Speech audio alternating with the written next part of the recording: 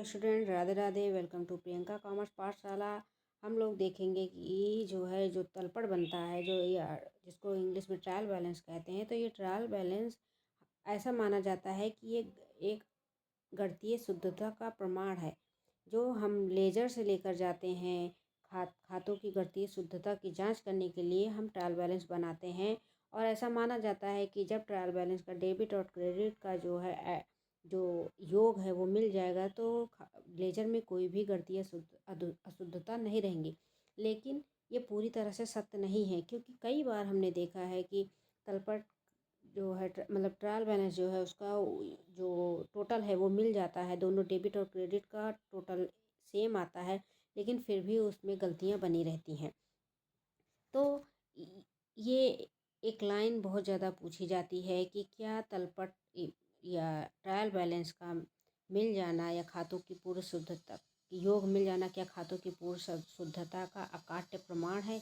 बिल्कुल नहीं, क्योंकि कुछ ऐसी अशुद्धियाँ हैं जो ट्रायल बैलेंस के मिल जाने पर भी बनी रहती हैं। तो आज हम कुछ अशुद्धियों के बारे में चर्चा करेंगे। तो इसमें है कि जो एरर्स हैं जो ट्रायल बैलेंस से नहीं शो करती हैं, वो कौन कौन से अशुद्धियाँ हैं। तो चलिए देखते हैं कि ऐसी कौन कौन सी अशुद्धियाँ हैं जो ट्रायल बैलेंस के मिलने के बाद भी बनी रहती हैं।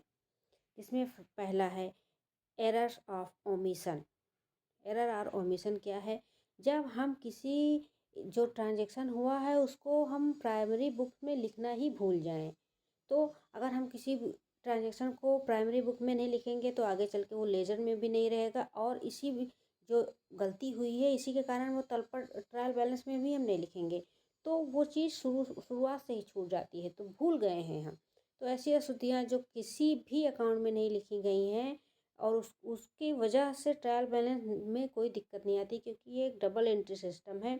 जब डेबिट और क्रेडिट किसी चीज़ में हमने लिखा ही नहीं, उसको भूल गए हैं, तो वो ट्रायल बैलेंस के टोटल के मिलने में कोई प्रॉब्लम क्रिएट नहीं करेगा, और ये एरर्स रहते हुए भी ट्रायल बैलेंस का टोटल मिल जाएगा। नेक्स्ट है कंपनसेटरी एरर्स। इसमें क्या है? ऐसी अशुद्धियाँ जो एक दूसरे के प्रभाव को समाप्त कर देती हैं। जैसे मान लीजिए कोई ट्रांजैक्शन हुआ है राम से 8,000 का और श्याम से 800 का।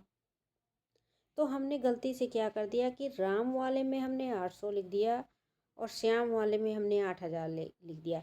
तो इसमें क्या हुआ कि राम और श्याम ने एक दूसरे के ट्रांजैक्शन के जो गलतियां हुई थी उसको दोनों ने समाप्त कर दिया, क्योंकि राम में श्याम का लिख दिया श्याम, और तो उसमें राम और श्याम तो हम देखते नहीं, हम अमाउंट चेक करते हैं।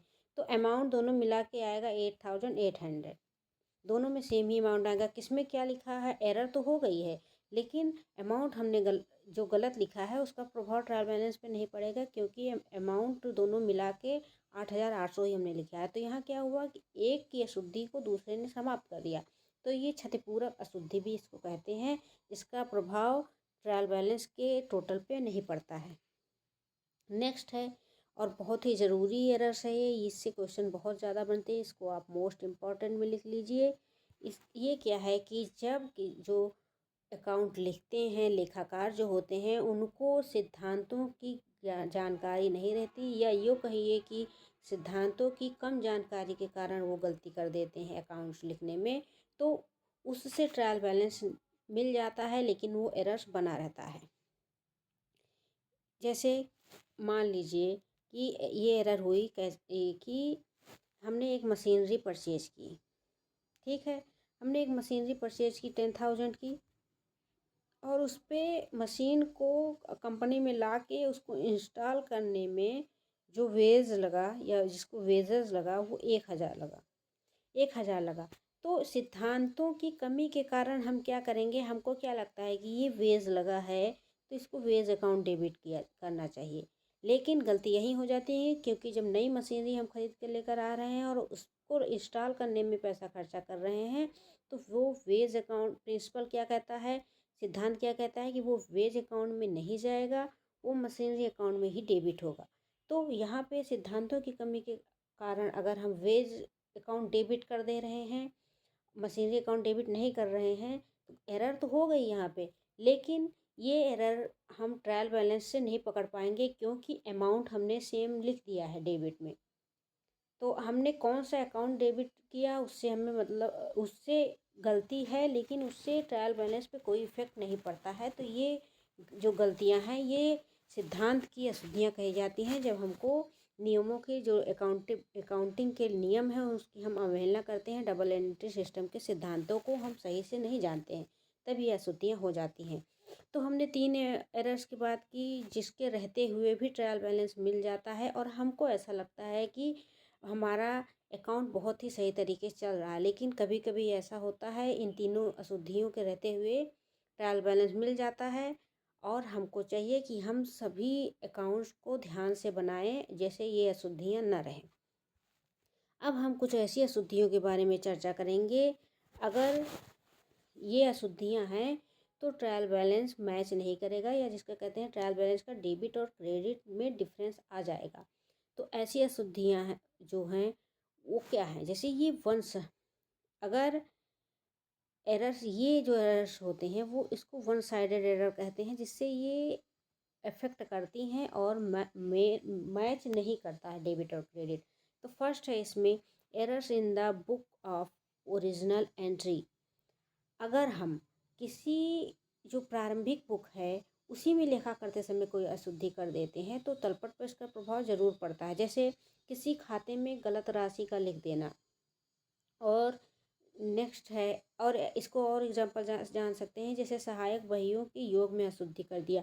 हमने परचेज बुक बनाया, परचेज बुक में हमने परचेज बुक हमने लिखा, परचेज बुक में अंडर एस्टिमेट कर दिया 500, और यह सेल्स बुक बनाया उसमें ओवर स्टेट कर दिया 1000। तो ये सब अशुद्धियाँ ऐसी हैं जो वन साइडेड होती हैं और तलपट ट्रायल बैलेंस को पूरी तरह से ये प्रभावित करती हैं। Failure to make a double entry system, जैसे वन अकाउंट हमने डेबिट कर दिया, लेकिन इस डबल एंट्री सिस्टम क्या कहता है? डबल एंट्री सिस्टम ये कहता है कि एक डेबिट के अपोजिट में एक क्रेडिट होना बहुत ही ज़्यादा ज़रूरी है। तो हमने यहाँ क्या डबल एंट्री सिस्टम में फेलर हो गए, क्योंकि एक डेबिट तो हमने कर दिया लेकिन उसके अकाउंट को, करस्पॉन्डिंग अकाउंट को हमने क्रेडिट नहीं किया है। और इसी के विपरीत होता है कि हमने क्रेडिट कर दिया है लेकिन हमने डेबिट नहीं किया है। तो ये सब अशुद्धियाँ ऐसी हैं जो ट्रायल बैलेंस को प्रभावित करती हैं। नेक्स्ट कौन सी अशुद्धियाँ हैं जो ट्रायल बैलेंस के टोटल को प्रभावित करती हैं या ट्रायल बैलेंस के मिलान को प्रभावित करती हैं? नेक्स्ट है, जब हम लेज़र बनाते हैं, जब हम प्रारंभिक बहियों से पोस्टिंग करके लेज़र में ले जाते हैं तो वहाँ पे कुछ अशुद्धियाँ हो जाती हैं। वो अशुद्धियाँ भी ट्रायल बैलेंस के मिलान को प्रभावित करती हैं।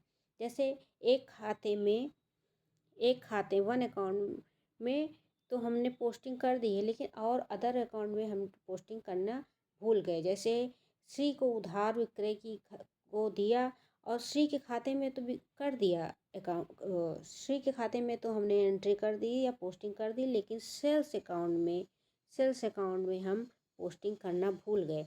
तो ये अशुद्धि ऐसी है कि क्योंकि वन साइडेड एरर कोई भी होगी तो ट्रायल बैलेंस को मिलने नहीं देगा, मिलान होने नहीं देगा। तो हमने श्री के अकाउंट में पोस्टिंग कर दी लेकिन सेल्स अकाउंट में हम भूल गए करना। अगली गलती क्या हो जाती है लेजर में कि हमने गलत पक्ष में पोस्टिंग कर दी। जैसे किराया दिया तो किराया क्या है? रेंट पेड हमारा एक्सपेंस है, तो ये डेबिट होना चाहिए था, जो कि हम ऐसा आशा करते हैं कि आप लोगों को गोल्डन रूल अकाउंटिंग का पता होगा कि नॉमिनल अकाउंट में हम क्या कहते हैं कि सभी एक्सपेंस और लॉसेस जो है वो डेबिट होंगे। ठीक, तो ये रेंट हमारा एक्सपेंस है जो कि डेबिट होना चाहिए था, लेकिन यहाँ पे ये क्रेडिट साइड में चला गया। तो ये एक गलती हो गई रॉन्ग साइड में हम जब पोस्टिंग कर देते हैं। नेक्स्ट क्या हो जाता है गलती लेजर में कि रॉन्ग अमाउंट हम कर देते हैं पोस्टिंग। जैसे मोहन को 1800 रुपये दिए, जिसके खाते में जब पोस्टिंग करने लगे तो हम उसके 800 कर दिए, तो यहाँ पे एक गलती हो गई। अब आप कहेंगे कि हमने जब कंपनसेटरी वाला पढ़ा था वहाँ पे भी हम कम अमाउंट लिख रहे थे, लेकिन वहाँ क्या हुआ था, एक की कमी को दूसरा पूरा कर दे रहा था, इसलिए वहाँ पे ट्रायल बैलेंस को मिलने में कोई दिक्कत नहीं थी। लेकिन यहाँ केवल एक अकाउंट है और हम मिलान इसको कम कर दे रहे हैं, कंपनसेट नहीं हो पा रहा है, जो ट्रायल बैलेंस को मिलने में समस्या करेगा। और पोस्टिंग में क्या समस्या हो जाती है कि हम सेम ट्रांजैक्शन को 2 बार कर देते हैं। हम जब सेम ट्रांजैक्शन को 2 बार कर देंगे तो वहाँ पे समस्या आ जाती है कि वेतन सैलरी को हमने पेड किया और उसी सैलरी को 2 बार हम खातों में लिख देंगे, तो वहाँ पे ये ट्रायल बैलेंस मिलेगा नहीं। नेक्स्ट है कि हम लेजर की टोटलिंग और बैलेंसिंग करने में हम गड़बड़ी कर देते हैं। जब हम लेजर को बनाते हैं, उसको बंद करते हैं, तो उसको जब हम टोटल करने में, जोड़ने घटाने में और शेष निकालने में, बैलेंस निकालने में हमसे गलती हो जाती है, तो तब भी वो आगे चल के ट्रायल बैलेंस को मिलने में समस्या खड़ी करता है। अगला है कि हम ट्रायल बैलेंस में ही जाके कोई अशुद्धि कर दें। आखिरी में क्या होता है कि ट्रायल बैलेंस क्यों नहीं मिल रहा है, इसके हम कितने कारण देख रहे हैं, तो हम आखिरी में क्या, हमसे एक गलती ये भी हो जाती है कि हमने प्रारंभिक जो प्राइमरी बुक्स हैं उसमें सही से एंट्री की, उसको ले जाकर लेजर में अच्छे से पोस्टिंग की, लेकिन हम आखिरकार ट्रायल बैलेंस में ले जाके जब गलती कर देते हैं तो उसका भी प्रभाव ये होता है कि तलपट का ट्रायल बैलेंस का योग नहीं मिल पाता है। तो ये अशुद्धियाँ कौन कौन सी होती हैं? ये अशुद्धियाँ हैं कि किसी खाते के शेष को तलपट में गलत पक्ष में लिखना, writing the balance of an account on the wrong side. Wrong side कैसे? जैसे हम क्या मानते हैं, जैसे एग्जाम्पल है, cash was return on the credit side. ठीक, हमने कैश को क्रेडिट साइड में लिख दिया, रॉन्ग साइड में हमने लिख दिया, तो क्या कभी ट्रायल बैलेंस मिलेगा? कभी नहीं। और एक चीज़ ये बहुत ही अच्छे से जान लीजिए कि cash account is always debit, always debit. Cash का अकाउंट कभी क्रेडिट नहीं होता है। तो यहाँ पे हमने गलती क्या कर दी, हमने कैश को क्रेडिट अकाउंट में कर दिया है, तो जिससे ये ट्रायल बैलेंस का अकाउंट मिलने में समस्या आ जाएगी। नेक्स्ट है omitting to record the balance of account in the trial balance. किसी खाते का शेष हम ट्रायल बैलेंस में लिखना ही भूल जाते हैं। हमने लेजर तक तो हम बना के लेकर आए, सही से लेजर तक हम लेकर आए, लेकिन ट्रायल बैलेंस जब हम बनाने लगे तो हम एक अकाउंट को लिखना ही यहाँ पूरी तरह से भूल गए। तो उस अकाउंट का जो मनी है या उस अकाउंट का जो ट्रांजैक्शन है उस उतनी कमी दिखाएगा trial balance. Next, trial balance में हम क्या कमी कर देते हैं कि उसके जल्दबाजी में हम टोटलिंग सही से नहीं करते हैं। हमको लगता है यार ये ट्रायल बैलेंस का योग नहीं मिला, ट्रायल बैलेंस का योग नहीं मिला, लेकिन हमको धैर्यपूर्वक फिर से कई बार मिलान करना चाहिए, क्योंकि इसको क्या कहा जाता है, ट्रायल बैलेंस को परीक्षा सूची कहा जाता है। हम उसमें अब गणितीय शुद्धता को ही तो मानते हैं। अगर आप उसी में योग ही नहीं, टोटल ही नहीं कर पा रहे हैं, तो ये सब अशुद्धियाँ ऐसी हैं जिनकी वजह से ट्रायल बैलेंस मैच नहीं करेगा। और आखिरी क्या है कि writing the wrong amount of a balance, कि गलत राशि को हम लिख दे रहे हैं। जैसे अगर बैंक ओवरड्राफ्ट 15,800 है तो उसको हम 18,500 लिख देंगे, तब भी ट्रायल बैलेंस का योग नहीं मिलेगा। तो ये सब कुछ अशुद्धियाँ हमने आज देखी। कुछ अशुद्धियाँ ऐसी हैं जो ट्रायल बैलेंस के टोटल को मिलने के बाद भी वो बनी रहती हैं, और उसका उन एरर्स का इफ़ेक्ट ट्रायल बैलेंस के योग पर नहीं पड़ता है। और कुछ अशुद्धियाँ ऐसी हैं जिनके होते ही ट्रायल बैलेंस का योग मिलेगा नहीं, और हम जान जाते हैं कि हमसे गलतियाँ हुई हैं। तो यहाँ पे ज़्यादा खतरनाक अशुद्धियाँ जिसको कह सकते हैं वो हैं जो ट्रायल बैलेंस के टोटल मिलने के बाद भी बनी रहती हैं। इसलिए हमको बहुत सावधानी पूर्वक अपने अकाउंट्स को रखना चाहिए, और ट्रायल बैलेंस को बनाते समय बहुत धैर्यपूर्वक काम करना चाहिए। और अगर आशा करते हैं कि आपको जो है ये वीडियो अच्छा लगा होगा, और अगर आपको ये नोट्स चाहिए तो प्लीज़ टेलीग्राम चैनल ज्वाइन कीजिए। टेलीग्राम चैनल है हम यही यूट्यूब के नाम से ही है, प्रियंका कॉमर्स पाठशाला। और अगर वीडियो अच्छा लगा हो तो प्लीज़ लाइक शेयर सब्सक्राइब कीजिए। Thank you.